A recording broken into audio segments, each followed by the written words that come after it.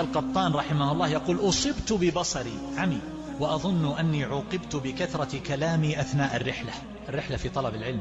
يقول الذهبي: صدق والله، فإنهم كانوا مع حسن القصد وصحة النية غالبا يخافون من الكلام وإظهار المعرفة. وكلكم يعرف خبر عبد الله بن المبارك لما خرج إلى العلج الذي قتل جمعا من المسلمين في المبارزة، فقتله ابن المبارك وتلثم، فاجتمع عليه الناس، فلما جاء رجل وأخرج وجهه عاتبه على ذلك.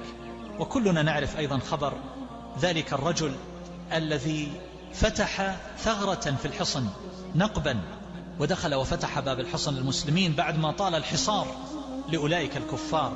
فالقائد مسلمة يريد أن يعرف هذا الرجل، وأقسم على الناس أن يبدي هذا الرجل نفسه، فجاء رجل بليل وطرق بابه واشترط عليه أنه إذا أخبره فلا يبحث عنه بعد ذلك أبدا، فعاهده فأخبره. فكان القائد مسلمة يقول: اللهم احشرني مع صاحب النفق. ما قال أريد درعا، أريد شهادة، أريد جائزة، أريد تكريم، لا، يريد أن لا يعرف. يقول محمد بن واسع رحمه الله: إن كان الرجل ليبكي 20 سنة وامرأته معه لا تعلم به. وكان أبو وائل يقوم الليل ويبكي ويناجي طويلا وينشج نشيجا: لو أعطي الدنيا على أن يبكي وأحد يراه لم يفعل.